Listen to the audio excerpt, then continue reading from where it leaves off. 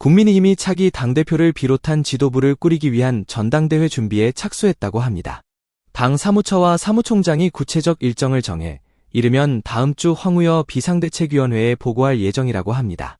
그래서인지 최근 한동훈이 도서관에서 책을 읽고 있는 모습이 우연인지 의도인지는 모르겠지만 어쨌든 폼을 존나게 잡고 도서관에 떡하니 앉아있는 사진이 공개가 되었죠. 그래서 많은 사람들이 목겸담 정치하냐? 야생동물이냐? 라는 조롱을 받기도 했는데요. 자, 그런데 해외 직구 규제라는 정책을 발표한 윤 정부를 한동훈이 비판을 했습니다. 자신의 SNS에 개인 해외 직구 시 KC 인증 의무화 규제는 소비자의 선택권을 지나치게 제한함으로 제고되어야 한다. 해외 직구는 이미 연간 6, 7조를 넘을 정도로 국민들이 애용하고 있고 저도 가끔 해외 직구를 합니다. 국내 소비자 보호를 위하여 제품의 안전을 꼼꼼히 챙기는 것은 정부의 당연한 책무이다. 그러나 정부 발표처럼 개인의 해외 직구 시 KC 인증을 의무화할 경우 적용 범위와 방식이 모호하고 지나치게 넓어져 과도한 규제가 될 것이다. 라면서 윤석열의 무능한 정책을 비판을 하고 있습니다. 한동훈은 총선 패배를 한 패배자임에도 불구하고 현재 국힘 지지층에서는 압도적인 지지를 받고 있으며 이번 윤 정부 정책에 대놓고 반대를 했다는 건 이번 정부의 정책이 상당히 무능했으며 차기 유력 당대표 후보가 대놓고 윤석열 때려도 타격이 없다는 걸 의미하겠죠. 그런데 커뮤니티에 한동훈이 반대하는 그럴싸한 이유가 제기가 되었는데요. 탈모 커뮤니티라는 곳입니다. 한편 민주당에서는 진작부터 해외 직구 규제 정책에 대한 부작용과 소비자들의 불편을 우려해왔습니다. 서울시당 청년위원회에서 날벼락처럼 당황스럽기 그지없는 정책이다. 막무가내로 무역장벽 정책을 추진하는 정부의 태도에 세대와 성별을 가리지 않고 비판하는 것입니다. 그저 총체적 난국입니다.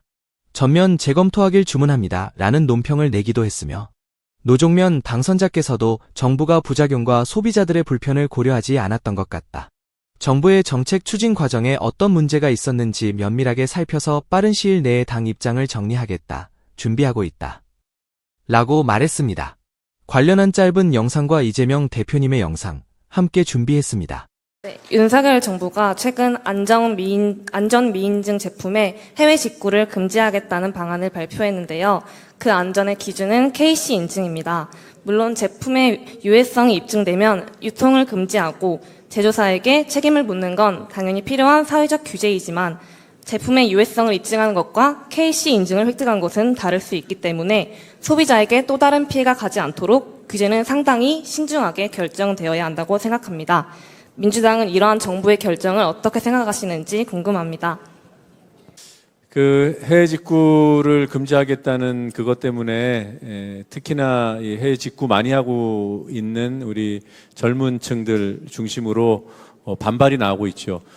물론 그 알리테무 등 이 거대 외국 플랫폼 사업자들을 통해서 너무 싼 값에 그런 전자 부품 등이나 이런 것들을 구매하고 그러다 보니까 우리 소상공들이 피해를 입고 이런 문제가 있었던 건 맞죠. 그래서 거기에 대한 대안이라고 정부가 들고 나온 것 같은데 지금 고등학생께서 지적해 주신 대로 KC 인증, 그러니까 유해성 입증 방식을 너무 일방적으로 그리고 그 방식이 설사 유효하다 하더라도 어떤 이 정책을 만드는 과정에서 무엇을 고민을 했는지 어떤 부작용이 있을지 실제로 소비하고 있는 사람들이 불편이 얼마나 될지 이런 거에 대한 고민이 전혀 없었잖아요.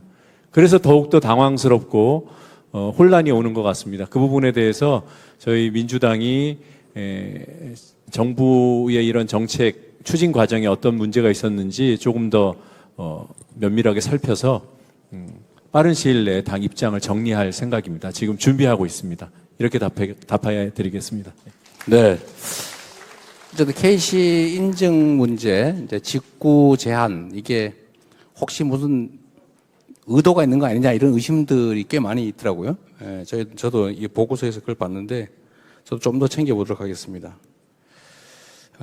민생 안정 방안이 뭐냐, 또 어떤 희망을 만들 거냐, 정말 어려운 우리 더불어민주당이 통째로 고민하고 있는 주제입니다.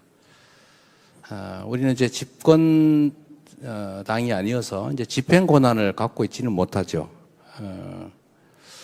그런데 이 정부가 지금 안 그래도 경제나 민생이 너무 어려운데 일단 관료나 아니면 정책 전문가들이 없는 건지 무능한 건지 무식한 건지 도저히 이해가 안 되는 힘들 때니까 허리띠를 조르자 이런 70년대식 사고를 하고 있는 것 같습니다. 어려울 때일수록 투자를 해야 되거든요. 민간에서 부족한 부분을 공공이 채워 넣어야 이 경제도 민생도 안정될 수 있는데 어려우니까 정부 재정을 아끼자라고는 황당한 주장을 한 데다가 어려우면 재정을 늘릴 연구를 해야 되는데 어렵다고 얘기를 하면서 부자들 세금을 불필요하게 깎아주는 이런 황당한 대체 이거 어디서 나온 머리인지 이해하기 어려운 상황이 벌어집니다.